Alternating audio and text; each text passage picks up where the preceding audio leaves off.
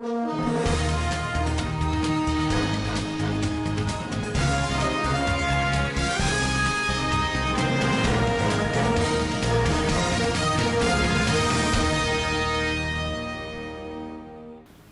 Bello Matawalle facilitated the return of 16-year-old boy stranded in Mali over 4 years.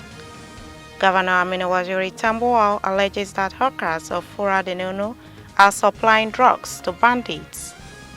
Over 28,800 deaths in Nigeria linked to tobacco smoking. On business, customs intercept vehicles rise orders worth 30 billion naira.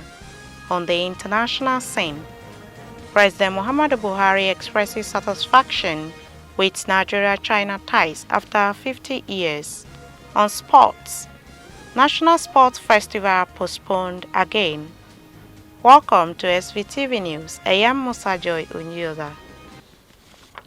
Governor Bello Mohammed Matawalle Marado has facilitated the safe return of Fatihu Mohammed Tukur, a 16-year-old indigene of Zamfara State, from Kaura Damoda local government stranded in Mali over 4 years. Presenting the boy to the governor, the Zamfara State coordinator of Child Protection Network, Alhaji Bachiri Sarikin Fulani Bungudu, said Fatihu Mohammed Tukur, who was taken to Kaulaha, Senegal, for pursuance of Islamic education, absconded from his Arabic school in Kaulaha, Senegal, and trekked to Mali, a journey which took him 5 months to reach Mali. He said the report of the whereabouts of the boy was communicated through Zamfara State Office of Child Protection Network, where his organization informed the state government through the Ministry of Women, Children and Social Development for possible repatriation of the boy. Alhaji Bachiri added that Governor Bello Matawalle Marado responded quickly and took front action in rescuing the boy in order to reunite him with his parents. Receiving the boy, Governor Bello Matawalle Marado expressed appreciation for the support of Zamfara State Child Protection Network for ensuring the safe return of the boy. For more on the story, over now to our correspondent Samira Ibrahim.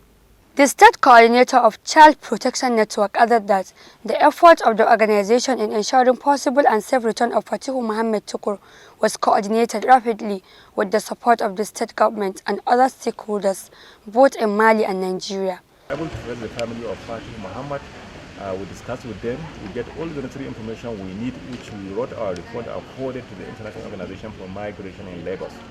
After they verified, they now transport Fatihu from Mali to Nigeria. Fatihu was said to have sent to Senegal in search of Islamic education by his parents, and he eventually left Senegal to Mali. Receiving the boy, Governor Bello Mohammed Matawalle Marado expressed appreciation with the support of Zamfara State Child Protection Network for ensuring the safe return of Fatihu Mohammed Tukur. The governor, who expressed dismay about the attitude of some parents who take their children to abroad in the name of Islamic studies without having adequate arrangements for their stay. He said the trend is contributed immensely in poor upbringing of children and at the same time resulted in breeding social vices by the children instead of being educated. Governor Bello Matawalle directed for the proper counseling of the boy in order to ascertain his health status before being reunited with his parents. The Shatim and Sokoto pledged to support the boy to pursue both Western and Islamic education. Earlier, the State Commissioner of Women, Children and Social Development, Hajia Zainab Lawal Gumi, said Fatihu was taken to Kaolaha, Senegal by his father's elder brother for pursuance of Islamic knowledge. So much happy and delighted to receive this boy. We appreciate all the effort the Child Network with the international organization. We appreciate all they have done to bring back this child to his parents, to the government of Zamfara State. We thank you so much. According to her, Fatihu was not comfortable with the school and the situation he found himself, hence his action of migrating to Mali. And that's the report. Samira Ibrahim reporting for SVTV News, Gusau. More bandits repent and accept the Matawalle Peace Initiative as an erstwhile notorious bandit Awalun Daudawa and his group surrendered 20 AK-47 rifles and 5 more dangerous weapons to the governor, who handed them over to the police command in the state. The bandit leader Awalun Daudawa handed over the weapons at the government house and also, along with his teammate, swore with the Holy Quran not to revert to his old ways.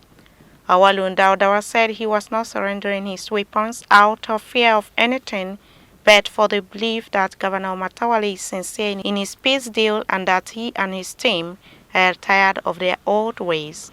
The former bandit said he is no longer interested in going back to the bush, but asked Governor Matawale to allow him stay in Gusau and go back to school. Governor Matawale commended the courage of Awalun Daudawa, embracing the peace along with all his team, and promised that his administration will never renege on its promise to honor the terms agreed in the peace deal and will continue to woo others in the bush until there was no more bandits remaining in the state. We are witnessing another successes that our government has recorded, and our ulamas who convinced these bandits to repent and submitted his arms, weapons and ammunitions. The negotiations have been going on for the past 3 weeks with the said Awalun Daudawa. With the cooperation of our security agencies, state government and the ulamas, we are making effort day and night to make sure that the citizens of the state can sleep with both their eyes closed. That's why we are using 2 approaches to this menace with the process as agreed by all well-meaning Zamfara citizens. Going for the dialogue and reconciliations, we know we have been challenged by so many groups, but we are not doing for them. We are doing it because of Allah subhanahu wa ta'ala, who instruct all Muslims to go on dialogue. Therefore, my government committed to that. And we are going to be doing that day and night to make sure that we achieve the result that needed for peace in the state. I therefore thank this gentleman, Awalun Daudawa, who committed and saw with a Holy Quran that this today will be his last day for going into that kind of activities. The Zamfara State Police Command recovered 14 operational motorbikes from armed bandits operating in the state after a serious gun battle. Addressing newsmen at the State Police Command headquarters in Gusau, the Commissioner of Police, CP Abu Tuyaro, explained that the Svtv Local Government Divisional Police Office received a distress call that about 100 bandits blocked Svtv Fungus Road at Gidangiye with intent to rob innocent commuters. According to him, on receipt of the report, the DPO mobilized a combined team of special forces and conventional policemen to the scene. The state command has been equally been able to take note of the recovery of 14 motorcycles here displayed too. These motorcycles were recovered from bandits who abandoned it in hot pursuit by the Nigerian police force. A good number of them were wounded, but their whip machines or their conveying motorcycles were recovered and they are here displayed. This specifically happened on the 2nd of February 2021 at about 22:30 hours in Svtv local government, When a distress call was received, special forces of the Nigerian Police Force responded, and in the process, the bandits abandoned this motorcycle and took to flight, and a good number of them were injured. Beside that, series of assorted camo uniforms bearing insignia of armed forces of Niger Republic were recovered, and a good number of them are hereby displayed. That particular case is under investigation. After serious gun duel with the bandits, they fled into the forest with possible gun wounds and left their 14 operational motorcycles and other bags containing their clothes and military camouflage uniforms.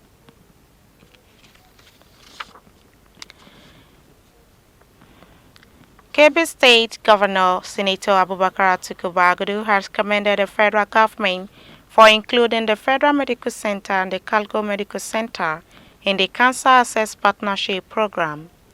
Governor Bagudu spoke with the Minister of Health, Professor Osagie Hanere, represented by Dr. Uche Nwoku, consultant hematologist, National Cancer Control Program, Federal Ministry of Health, Abuja, accompanied by Paulette Ibreke, leader Cancer Access Partnership. Clinton Health Access Initiative paid him a courtesy call at Government House, Brenin, Kebbi. The Kebbi State Governor said that the invaluable gesture of the federal government through the Federal Ministry of Health will bolster the fight against the ravaging menace of the disease.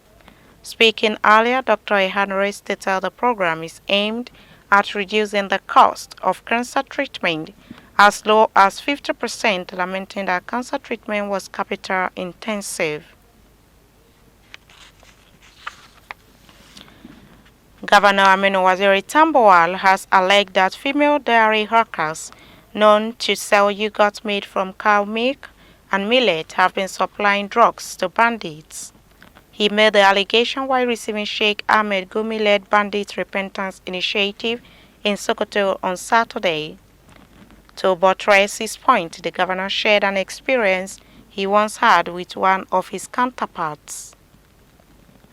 The governor said his colleague told him that much of the drugs used by the kidnappers and violent marauders got to them through Furadinono hawkers.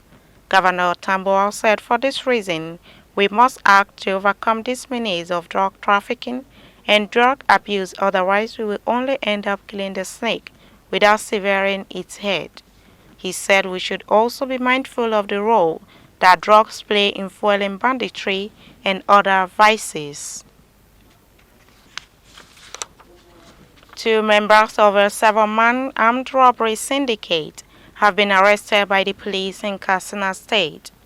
Those apprehended include Aliu Mohammed, 38 years old, and Jamilu Tijani, 30 years old. The suspects, according to the police, are responsible for terrorizing Federal Capital Territory, Abuja, and its environs. The police public relations officer, SP Gambo Issa, disclosed that the duo were arrested based on credible intelligence gathered by the anti-kidnapping squad. He said the command received a distress call that armed robbers numbering 7, armed with sophisticated weapons, attacked the residence of one Alhaji Umaru Abdullahi Zimbo, a member of the Federal House of Representatives representing Kanjua Federal Constituency of Kebbi State, and stole away his motor vehicle, Toyota Prado Jeep.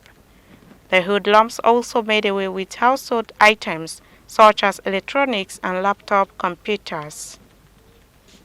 Vice President Yemi Osibanjo has said that the federal government has expended a total of 37 billion naira on the Survivor Fund scheme. A statement by the Senior Special Assistant to the President on Media and Publicity, Office of the Vice President, Mr. Laolu Akande, said the amount had gone into schemes such as 50,000 naira payroll support for 3 months to over 300,000 beneficiaries, one-time grant of 30,000 naira to about 100,000 artisans, and 100,000 business name registrations paid for by the government. The scheme is a unit under the Economic Sustainability Plan of the President Muhammadu Buhari-led administration and aimed at cushioning the harsh effects of the outbreak of COVID-19 on Nigerians.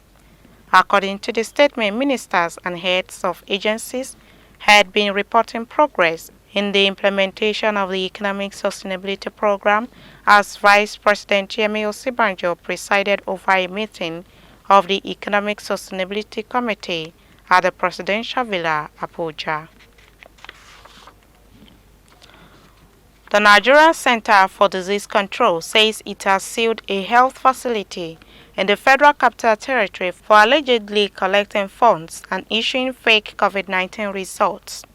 The Director General of the center, Dr. Chikwe Ihekwezu, made the disclosure during the Presidential Task Force on COVID-19 national briefing in Abuja on Monday. Dr. Chikwe explained that the samples were collected by the testing center, but there was no evidence that tests were carried out. He recalled of an investigative report by a media house at the end of 2020 on fake testing results being issued especially for travel results. The sealed center have been collecting funds from citizens and issuing fake results. A research associate with the Center for the Study of the Economies of Africa, Mr. Marco Castradori, says a report of research conducted has revealed that 28,876 deaths attributable to tobacco smoking annually in Nigeria. Report says that Castradori revealed this on Monday in Kano at the report dissemination workshop on health burden and economic cost of smoking in Nigeria. According to Castradori, the number represents around 16% of deaths from smoking-related diseases and above 5% of all cases of death. Among the diseases analyzed, nearly 737,366 events are expected each year, of which 127,859 representing 17% are attributable to cigarette consumption. In terms of cost, these conditions burden the Nigerian healthcare system with nearly 634 billion naira, of which 526.4 billion naira, representing 83%, are smoking attributable treatment costs. The National Drug Law Enforcement Agency says it has intercepted suspected drug trafficker Oluchukwu Onu, who excreted 86 wraps of cocaine. The agency said in a statement issued in Abuja on Saturday that Onu was intercepted at Nnamdi Azikiwe International Airport, Abuja. The head of public affairs of the agency, Deputy Commander of Narcotics Jonah Achema, confirmed the report. Mr. Achema said that Mr. Onu, 39, was arrested during the outward clearance of India-bound Ethiopian airline en route Abuja, Addis Ababa, New Delhi. Onu was intercepted at the boarding gate screening and referred for scanning, where he proved positive for injection.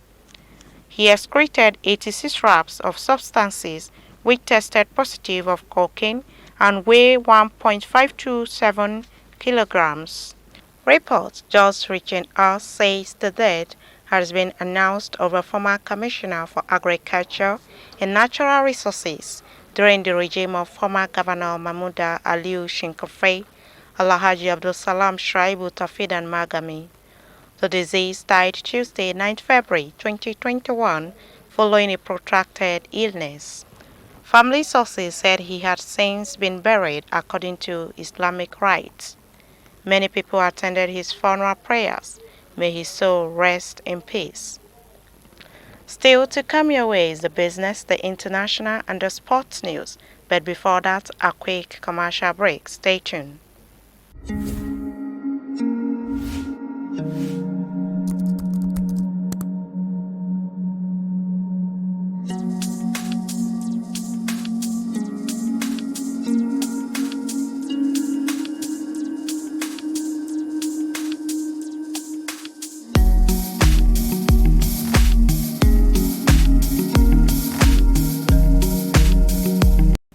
Welcome back on Business. Samira Ibrahim has more detail.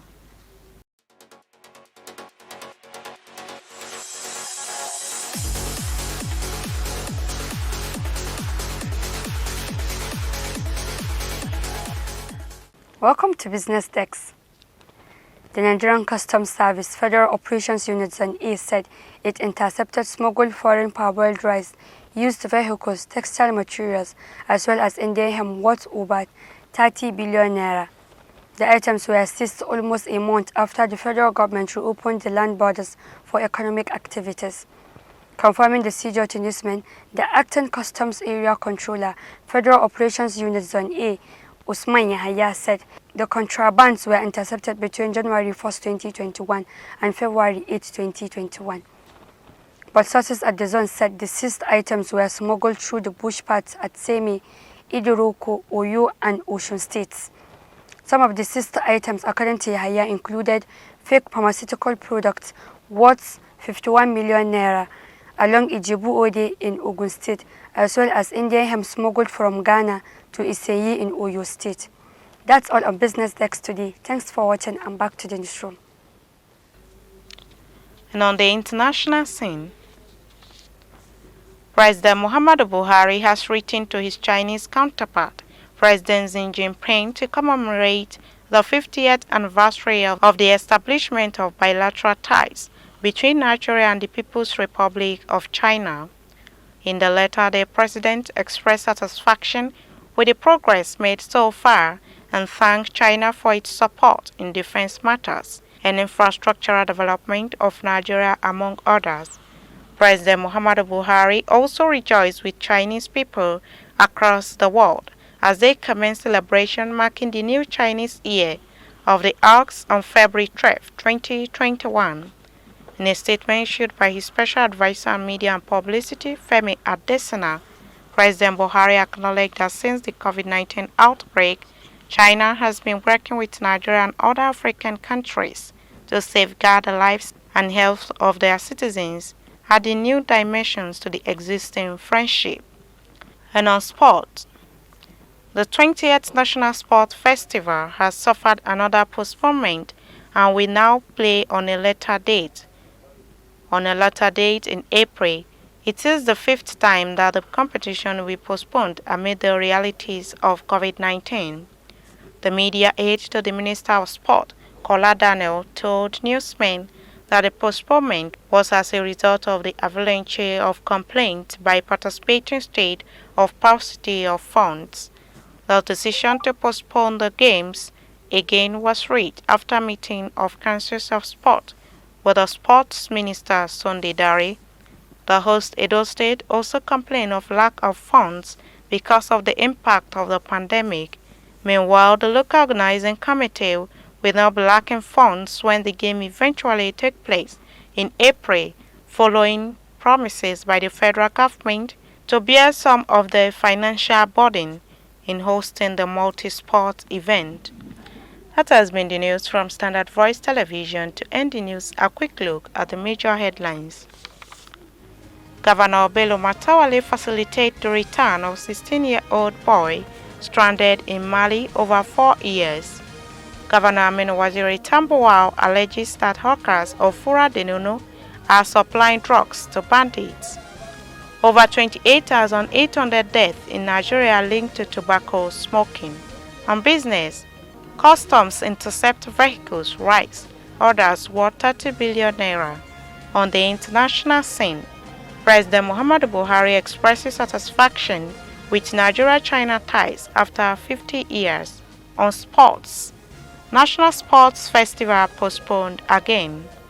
That's the news on behalf of the production crew and head of News and Current Affairs Department, Alhaji Ibrahim Garabatino. I still remain Musa Joy Onyoda. Thanks for watching and stay tuned.